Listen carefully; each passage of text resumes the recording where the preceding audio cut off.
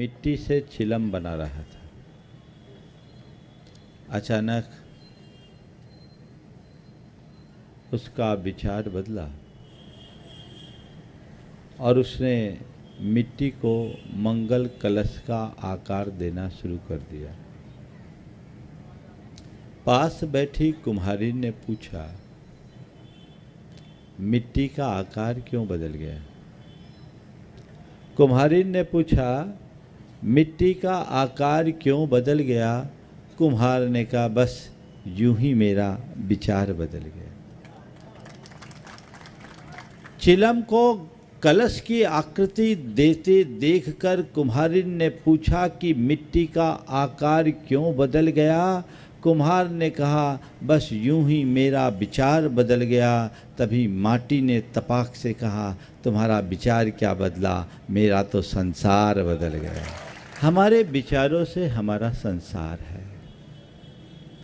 हमारा संपूर्ण जीवन हमारी सोच, हमारे विचार पर निर्भर करता है।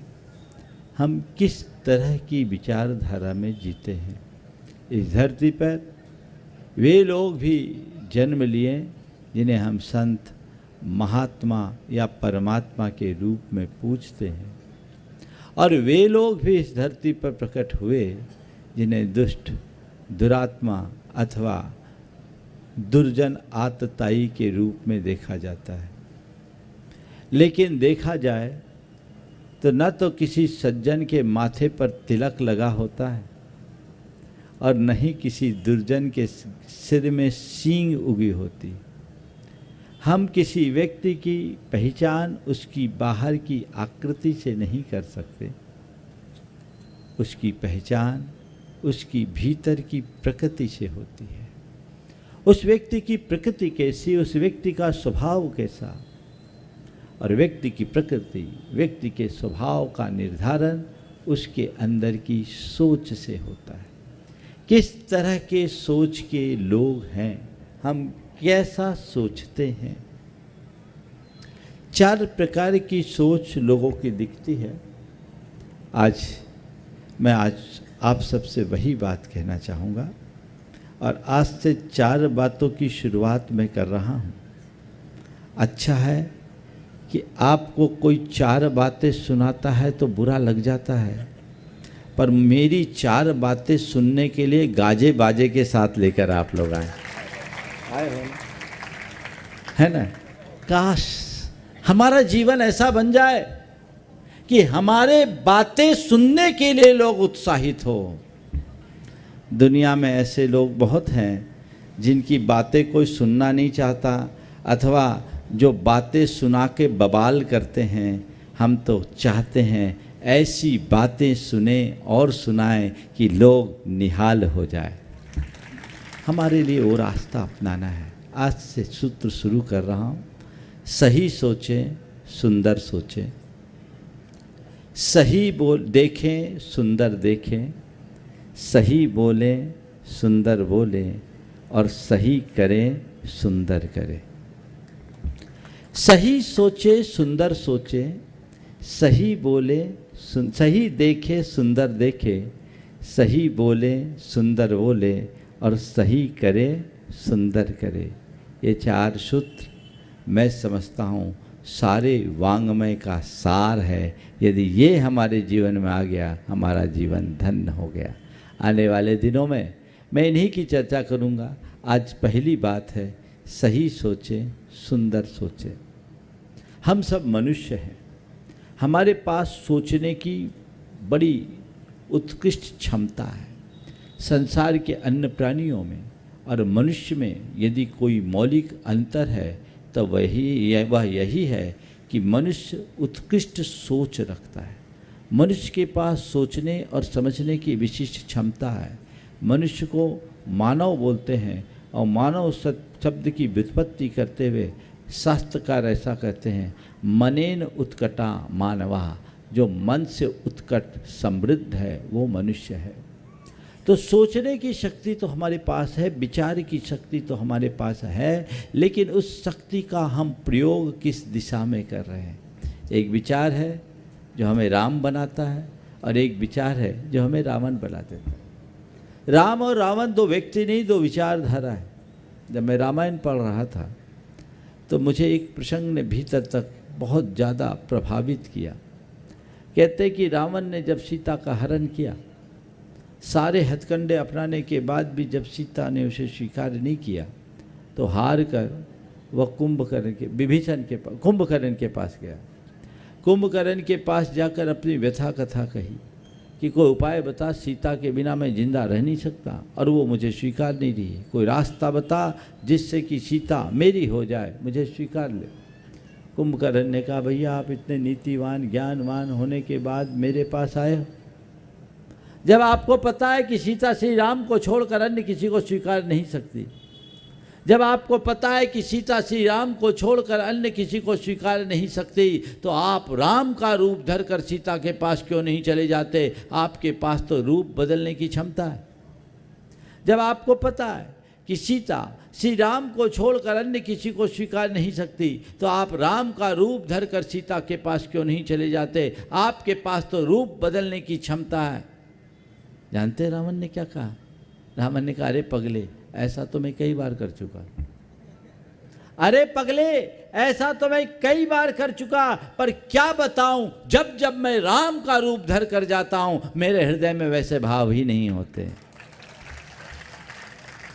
सच है, यदि हमारे विचारों में राम प्रतिष्ठित होंगे तो हमारे व्यवहार में धर्म बोलेगा, और यदि तुम्हारे जीवन में अधर्म बोल रहा है तो मान कर चलना, नाम भले राम का है पर भीतर रावण का राज्य चल रहा है। हमारी चित्त वृत्ति से हमारा जीवन संचालित होता है। हमारी कैसी मनोवृत्ति है, हम कैसी सोच लेकर के चलते हैं। हमें सही सोचना है, सुंदर सोचना है, ये बात अलग है। हर व्यक्ति अपनी सोच को सही सोच मानता है, अपनी सोच को सुंदर सोच मानता है। कोई अपने आप को गलत नहीं मानता, बल्कि हर जगह सही मानते हुए अपने आप को सही साबित करने की कोशिश भी करता है। अच्छी बात है, हम अपने आप को चाहे जैसा साबित क्यों ना करें, पर हमारे साबित करने से कुछ नहीं होगा। हमें तो ये देखना है कि मेरे सोच का स्तर क्या है। 4 प्रकार की सोच है। एक है भौतिक सोच, दूसरी है व्यावसायिक सोच, तीसरी है व्यवहारिक सोच, और चौथी है आध्यात्मिक सोच।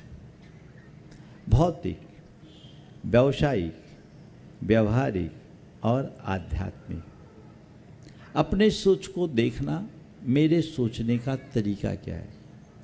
जहाँ तक भौतिक सोच है, जिन लोगों की भौतिक सोच है उनके जीवन का एक ही मकसद है, मौज मज़ा और मस्ती। इसके अलावा उनके जीवन का और कोई लक्ष्य नहीं। उनके जीवन का एक ही मकसद है, जब तक जियो सुख से जियो, कर्जा लो और घी पियो, है ना।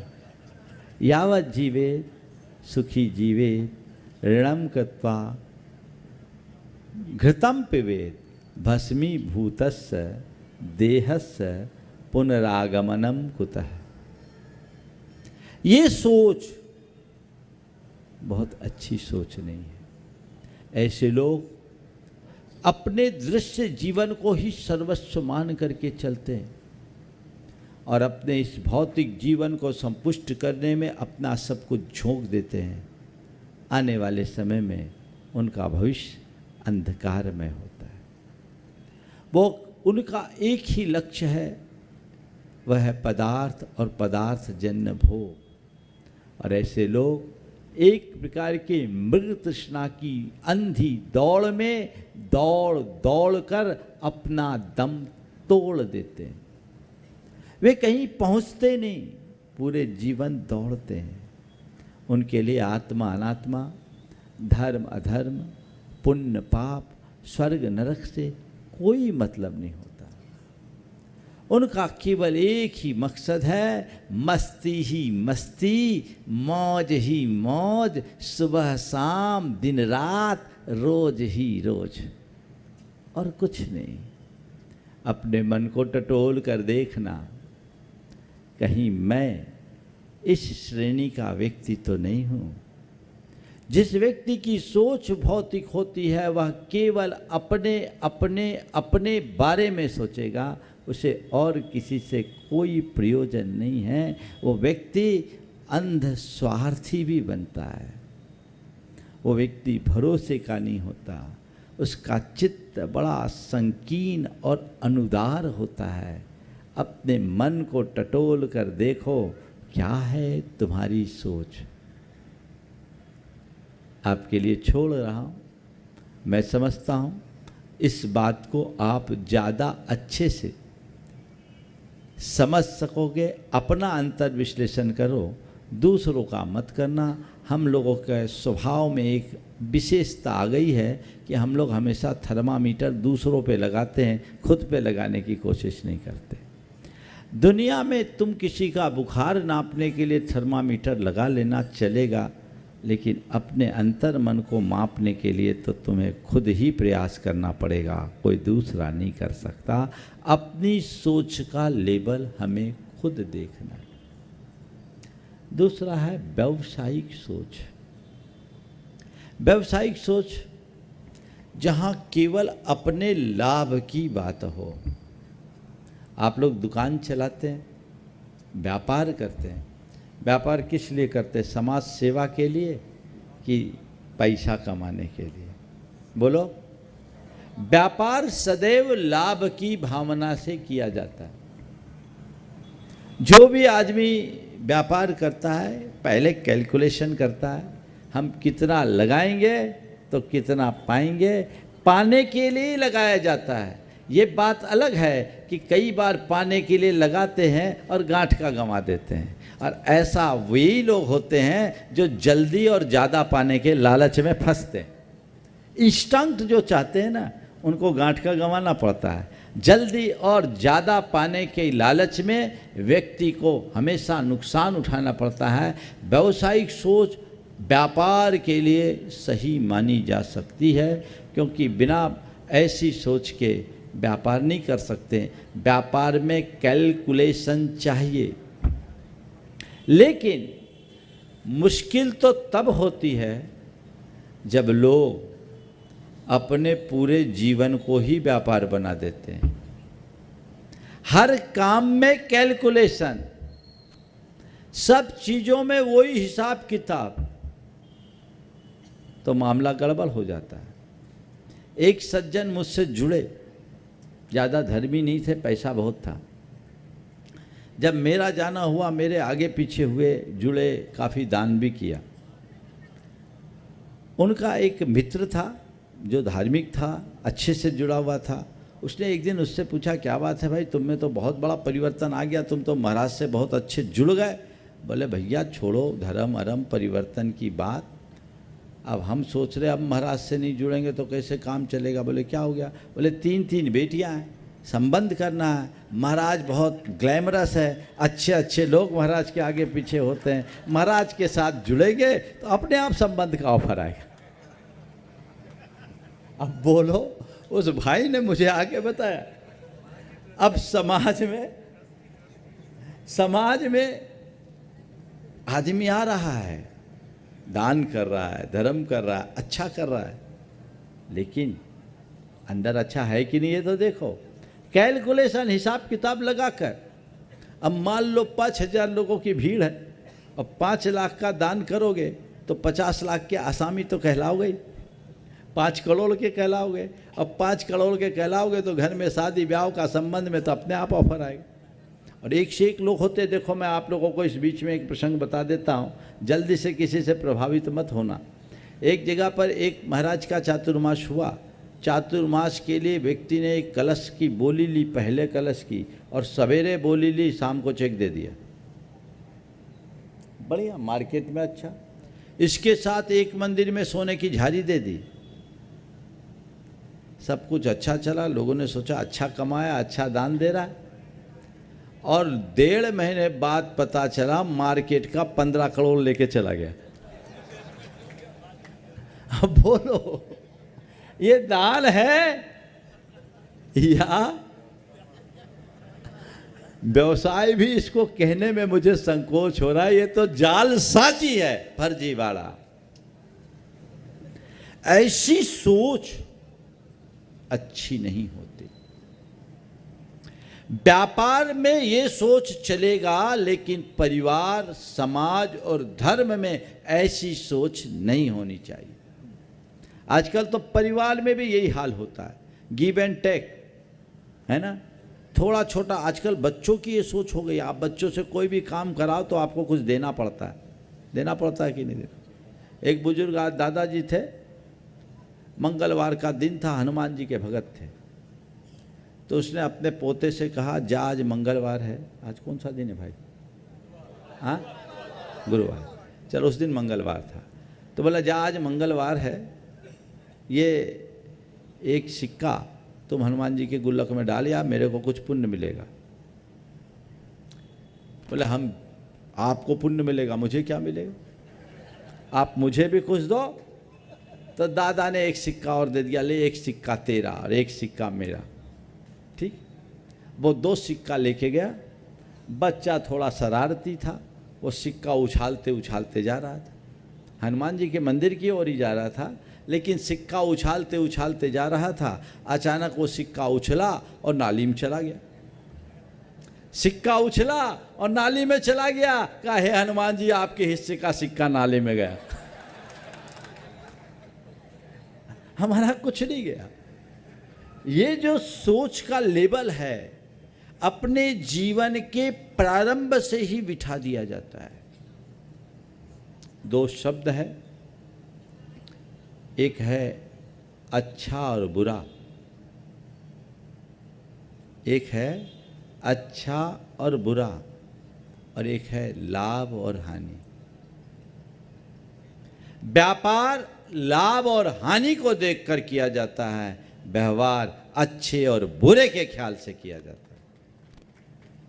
हमारा व्यवहार कैसा है?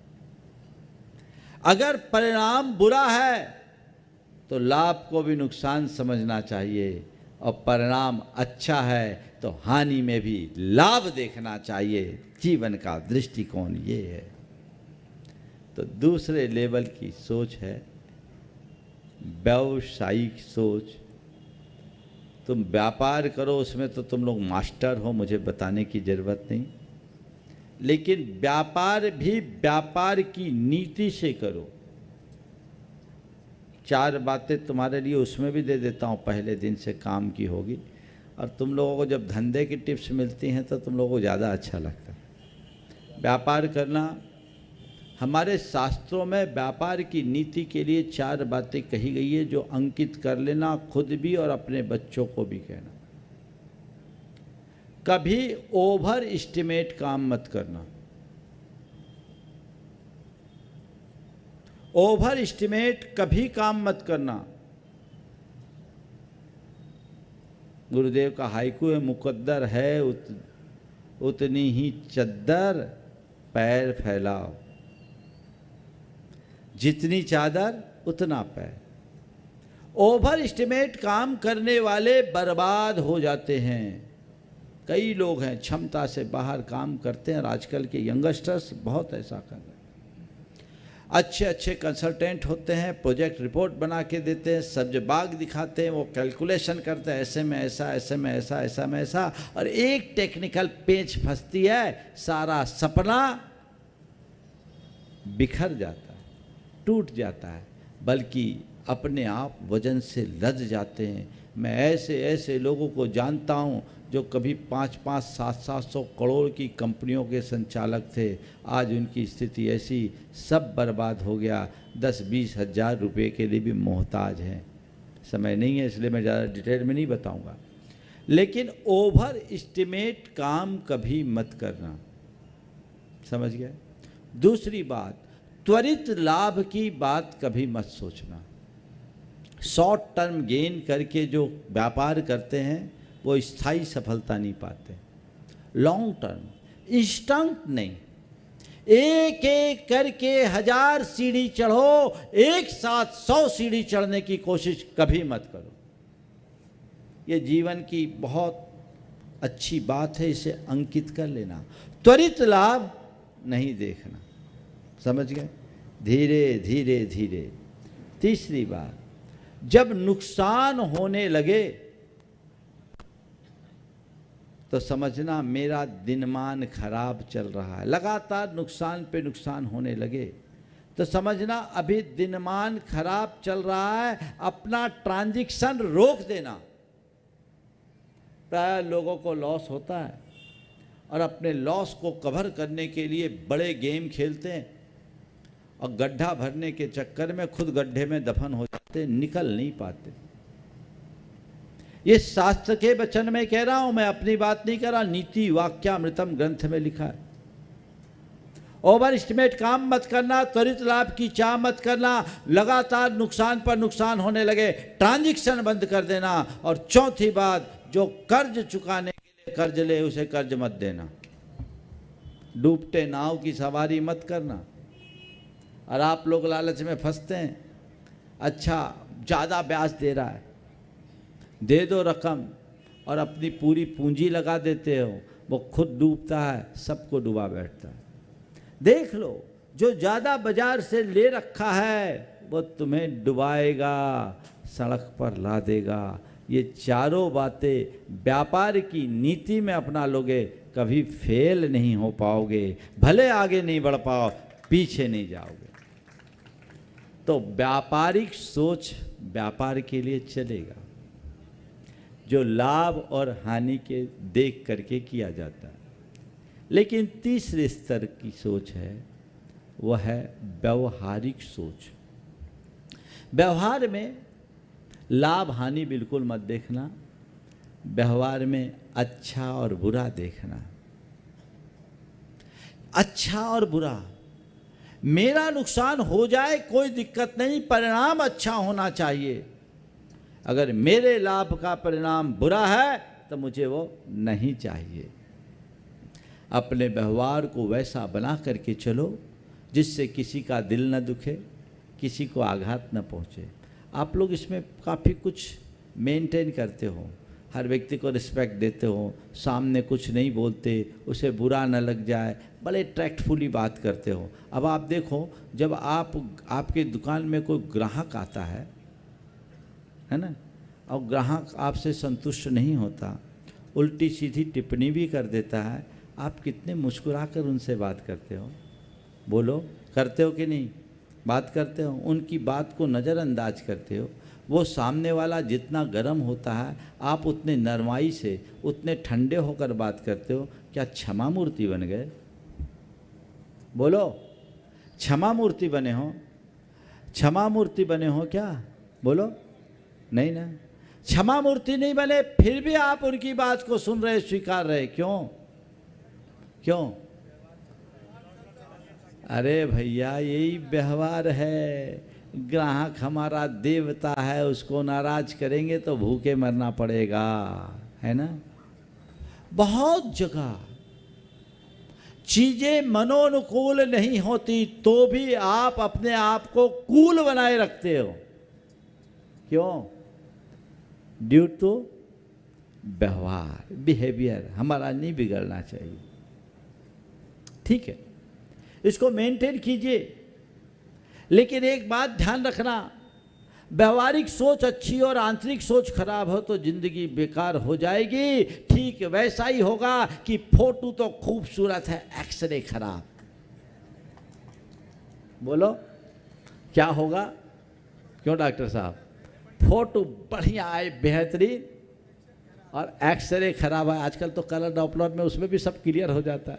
अब बताओ, हाँ, अब फोटो तो खूबसूरत है, एक्सरे खराब, तो तुम्हारा क्या हाल होगा? हवाइयाँ उड़ने लगती है अच्छे खूबसूरत चेहरे वालों की भी। अब मेरा क्या होगा? अब मेरा क्या होगा? अब मेरा क्या होगा? मैं तुमसे इतना ही कहता हूँ, तुम्हारा व्यवहार शालीन हो, भाव भी निर्मल होना चाहिए। जब तक भावों में निर्मलता नहीं है तब तक व्यवहार का कोई अर्थ नहीं है। मेरे भाव निर्मल हो, आध्यात्मिक सोच ऊंची सोच होती है, जो खुद के साथ औरों को भी ऊपर उठाने की बात करता है। सबको अपने समान गिनना, सबको अपने समान देखना, सबकी वैसी चिंता करना जैसे अपने हितों की चिंता करते हैं, ये आध्यात्मिक सोच का सबसे उत्कृष्ट उदाहरण है। मैं ऐसे, मेरे संपर्क में एक सज्जन है, बड़े उद्यमी पर बड़े आध्यात्मिक, कुशल व्यवसायी होने के बाद भी विनम्रता की प्रतिमूर्ति और आध्यात्मिक विचारधारा से ओतप्रोत। उन्होंने अपना नाम लेने के लिए मुझसे मना किया, इसलिए मैं नामोल्लेख नहीं करता सार्वजनिक रूप से। लेकिन एक बार जब मैं उनकी फैक्ट्री में गया, उनने फैक्ट्री का काम बंद कराया 6 घंटे तक, सारे स्टाफ को संबोधन दिलवाया, मैंने संबोधन दिया और सब पूरे आहार चर्या आर्या में सबको सम्मिलित कराया कि इनको कब मौका मिलेगा। आज हमारे भाग्य से आप यहाँ आए, मेरे भाग्य से नहीं आए, इनके भाग्य से आए। मैंने पूछा उनके स्टाफ्स के सामने, जिसमें तृतीय और चतुर्थ श्रेणी के स्टाफ भी शामिल थे, मैंने कहा ये बताओ इनके बारे में आप क्या सोचते हो, इनके बारे में आप क्या सोचते हो। उस व्यक्ति ने जो बात कही, मन गदगद हो गया। उन्होंने कहा महाराज ये सब मेरे जैसा बन जाए ऐसा आशीर्वाद दो। है तुम्हारी ऐसी सोच? बोलो। नौकर नौकर ही रहे, वो मेरे नीचे ही रहे, ये घटिया सोच है। और नौकर भी सेठ बन जाए, ये बढ़िया सोच है। दोनों को ऐसा ही सोच रखना चाहिए। और जब मैंने उनके स्टाफ से पूछा कि तुम लोगों के अपने मालिक के विषय में क्या राय है, तो स्टाफ ने कहा महाराज हम तो एक ही बात जानते हैं, हम मालिक के लिए जीते हैं, मालिक हमारे लिए मरता है। हम मालिक के लिए जीते हैं, मालिक हमारे लिए मरता है। हम तो एक ही बात जानते हैं, हम जितना काम करेंगे कंपनी उतनी ग्रोथ करेगी, और कंपनी की जितनी ग्रोथ होगी उसमें हमारी भलाई है। ये सोच डेवलप करनी चाहिए। इसमें व्यवहार भी है, अध्यात्म भी है। सोच को जब तक हम उस दिशा में आगे नहीं बढ़ाएंगे तब तक काम नहीं चलेगा। प्रायः लोग नीचे स्तर पर सोचते हैं। स्वार्थ और संकीर्णता से भरी मनोदशा में मनुष्य अपना जीवन आगे नहीं बढ़ा सकता। वही व्यक्ति अपने जीवन को ऊंचा उठा सकता है जिसका चित्त उदार हो, चिंतन विशाल हो, हृदय व्यापक हो। वो सबको आगे बढ़ा सकता है, खुद उठ सकता है, औरों को उठा सकता है। मेरी एक बड़ी प्रिय सूक्ति है, उन्नतम मानसम यस्य भाग्यम तस्य समुन्नतम। जिसका मानस ऊंचा है उसका भाग्य हमेशा ऊंचा होता है।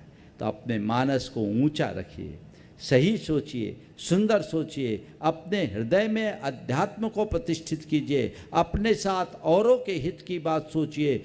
बड़ा सोचिएगा तभी बड़ा बन पाइएगा। छोटे सोच से सब छोटे ही रह जाते हैं। जैसी सोच होती है वैसा जीवन बनता है। हमारे विचारों की शक्ति बड़ी प्रगाढ़ शक्ति होती है। उस विचारों को हम अपने जीवन की मूल पूंजी बनाएं, उसे सही दिशा देने की कोशिश करें। जैसी सोच होगी वैसा हमारा जीवन बनेगा। कोई 2 बच्चे हों तो मेरे सामने आ जाए, छोटे बच्चे, कोई भी जो छोटे बच्चे हैं सभा में आ जाओ, जल्दी आ जाओ, ऊपर आ जाओ, आ जाओ, आ जाओ। एक अच्छी बात बता रहा, चलो आ जाओ, जल्दी आ जाओ। चलो दो की ज़रूरत है, आ जाओ। हाँ चलो आ गए, एक ये आ गई, एक आ गए, बेटे आ जाओ। हाँ इनको माइक दो तो थोड़ा, हाँ उसको भी बुला लो साथ में। नमस्ते महाराज। बहुत बढ़िया। बेटे ये बताओ, बेटे मेरी बात सुनो, ये बताओ अंग्रेजी में कुत्ते को क्या बोलते हैं? डॉग। डॉग की स्पेलिंग क्या है बोलो? DOG। DOG है ना? DOG मतलब क्या हुआ? बोलो बोलो, माइक लो तुम। डॉग। डॉग मतलब कुत्ता। अच्छा, इसको पलटो तो बेटे क्या होगा? DOG को पलटो तो क्या बोलेंगे? पलट के बोलेंगे तो क्या बोलेंगे? गॉड। पलट के बोलो ना, DOG को क्या बोलोगे? GOD। गॉड। DOG को पलट दिए तो क्या हो गया? GOD, गॉड है ना? ठीक है, तो GOD गॉड है और DOG डॉग है, दोनों है ना, है ना? बस मैं इतना ही कहूँगा, सीधी सोच रखोगे तो GOD गॉड बनोगे, और उल्टी सोच करोगे तो DOG डॉग बन जाओगे। दोनों चीज़ें हमारे ऊपर निर्भर बैठ जाओ। GOD गॉड और DOG डॉग। अब हमें क्या करना है? DOG से क्या बनना है? GOD। सोच की दिशा बदलनी है। जैसे ही हमारी सोच की दिशा बदली, हमारा जीवन बदल जाएगा और हम अपने आप को आगे बढ़ाएंगे। आज भोपाल में आप सबके बीच पुनः आने का योग बना। टाइम है, मुझे ध्यान है, आप चिंता नहीं करो, भरपेट मिलेगा। तो सोच हमारी सब कुछ है। आज एक लंबे अंतराल के बाद आप सबके बीच आना हुआ। ये आप सबका सौभाग्य है। जिसकी कल्पना भी नहीं थी वो सब साकार हो रहा है। पिछली बार जब यहाँ आए थे 19 साल के अंतराल में, बल्कि और 2000 के बाद 19 साल के अंतराल में, अरे सुनो तो पूरी बात, पिछली बार की बात कर रहा हूँ, अभी की बात नहीं कर रहा। तब आप लोगों ने बहुत भाव भक्ति की अभिव्यक्ति की थी और उस समय पूरा शहर लाभान्वित हुआ था, सब लोगों ने लाभ लिया। अभी ये योग बन गया, ये निश्चित आप सबके परम पुण्योदय से बना। जब सम्मेद शिखर जी से निकलना हुआ था तो मन के किसी कोने में ऐसा कोई विचार नहीं था कि मुझे मध्य प्रदेश में रहना है। लेकिन आप सबका ये सौभाग्य कि हमारी गाड़ी इधर मुड़ गई और मध्य प्रदेश में ही नहीं, मध्य प्रदेश की राजधानी तक पहुंच गई। आज आप लोगों ने जिस श्रद्धा और भक्ति की अभिव्यक्ति की, जिस तरह की श्रद्धा भक्ति भाव यहाँ प्रदर्शित किया, इसने इस बात को प्रमाणित कर दिया कि आप लोगों के हृदय में धर्म के प्रति, गुरु के प्रति श्रद्धा कूट कूट करके भरी। ये भावना उत्तरोत्तर बढ़ती रहे, जीवन को आगे बढ़ाएं। अभी आप सबको पता है हमारी गाड़ी का गंतव्य कुछ और भी हो सकता है, पक्का तो नहीं है, हाँ, पर अभी तो आज तो चौक धर्मशाला है ही, उसमें कोई संशय नहीं। पर मैं इतना ही कहूँगा, जब हमारे पास समय रहता है, बैठो तो तुम्हारी बात कर रहा हूँ, बैठ तो जाओ, बैठो बैठो, भी तुम्हारी बात कर रहा हूँ। जो बात मैं कहना चाह रहा सुनो तो, तुम्हारे मतलब की बात, कि जब हमारे पास समय रहता है तो आराम से टेस्ट मैच चलता है, बीच का समय होता है तो वनडे होता है, और थोड़ा कम समय हो तो 2020 होता है। अभी तो 2020 के मूड का ही आनंद लीजिए और उसमें भरपूर भरपूर रस लेने की बात है। मुझे पता नहीं मैं आपके बीच कब तक हूँ, लेकिन ये मान करके चलिए जब तक आपका पुण्य होगा तब तक आपके बीच हूँ। आप लोग सोच रहे महाराज तो आए और जाने की बात कह रहे, मैं जाने की बात कहाँ कह रहा हूँ, मैं तो आने की बात कह रहा हूँ, है ना, आने की बात कह रहा हूँ। और मैं ये मानता हूँ मैं आया हूँ तो अपनी मर्जी से नहीं आया हूँ, और ये भी तय है जाऊँगा तो अपनी मर्जी से नहीं जा पाऊँगा। आपका पुण्य जब तक जोर मारेगा, हम नहीं चाहें तो भी गाड़ी यहीं रुक पाएगी, इसमें कोई सोचने की बात। आप तो अपने पुण्य को प्रगाढ़ बनाइए। पर दो बातें आज के इस मंच से मैं कहूँगा कि भोपाल की जनता को परम पूज्य गुरुदेव का खूब आशीर्वाद प्राप्त हुआ है, और गुरुदेव ने भोपाल वालों को खूब खूब दिया है। दिया है कि नहीं दिया? थोड़ा हाथ उठा के तो बोलो, दिया है। तो गुरुदेव का आशीर्वाद आप सबको मिला है, उनकी वरदानी छाया आप सब पर आज भी बरस रही है। अब पूरे भोपाल जैन समाज की एक बड़ी जिम्मेदारी है कि गुरुदेव ने जो काम भोपाल के लोगों को सौंपा है उसे आपको पूरा करना है। हबीबगंज के उस जिनालय को शीघ्र भव्य स्वरूप प्रदान करना। चला दो आप सबकी अनुमोदना के साथ। चला चला चला चला।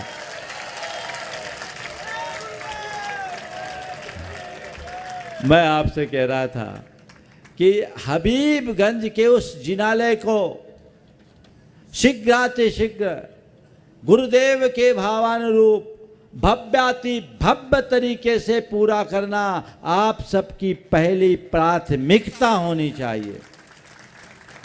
और यहाँ उपस्थित लोग और जो नहीं आ पाए घरों में बैठ के सुन रहे उन सबको मैं संदेश देना चाहता हूँ, आज से तय कर ले कि जब तक उस मंदिर का कलशारोहण नहीं होगा, कुछ नहीं करना। तुम लोगों को एक छोटा सा टास्क दे रहा हूँ, मनोज सुन लो।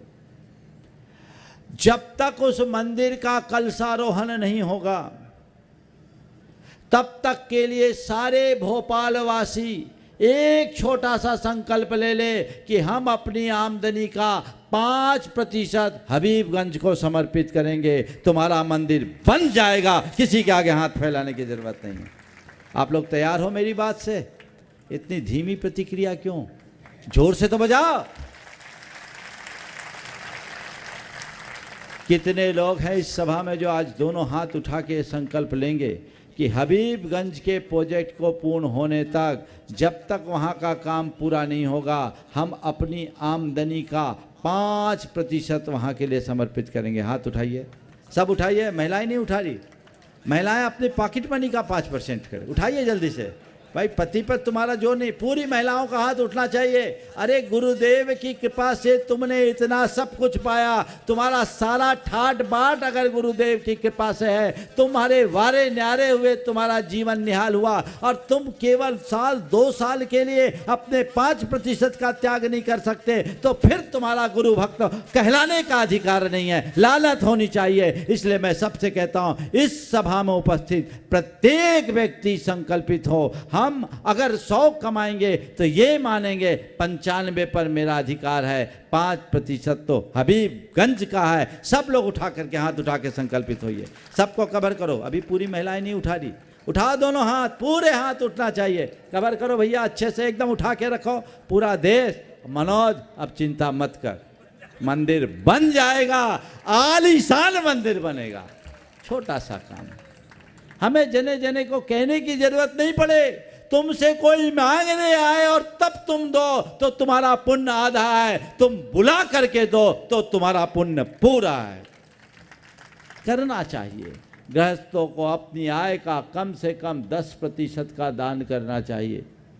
और 10% में अभी ठीक है, तुम्हें दुनिया में जहाँ करना है करो, मैं मना नहीं करता। मुझसे जुड़े बहुत लोग बोलते महाराज मुझे गुनायतन से जुड़ना है, गुनायतन से जुड़ना। मैं कहता गुनायतन से 2 बरस बाद जुड़ लेना, पहले हबीबगंज पूरा कर दे, वो पूरा कर ले, उसकी कोई ज़रूरत नहीं। हालांकि भोपाल वालों का मुझसे बहुत जुड़ाव है और आज मध्य प्रदेश में मेरे ख्याल से सबसे ज़्यादा सदस्य भोपाल के होंगे। पूरा डिटेल तो मुझे नहीं मालूम, ये लोग ही बताएंगे, लेकिन बहुत लोग जुड़े और बहुत लोग जुड़ना भी चाहते हैं। मैं तो ये कहता हूँ वहाँ भी जुड़ जाना, पर पहली प्राथमिकता में अभी हबीबगंज को करना। 5% वहाँ देना, 5% पूरे देश में लगा देना, 10% तो कम से कम निकालना ही है, क्योंकि 100 कमाया है तो 90 पर ही तुम्हारा हक है, 10 पर तुम्हारा हक नहीं। 10 का बीजारोपण करोगे तो आने वाले दिनों में 1000 खा सकोगे। ये व्यवस्था तुमको रखनी, ये भावना आप सब बना के रखिए। आज से संकल्प ले लीजिए, हमें अपने जीवन का जो बेहतर है वो देना है। और कमेटी से भी मैं कहता हूँ, जनता जो दे उसके पाई पाई का हिसाब जनता के पास जाना चाहिए।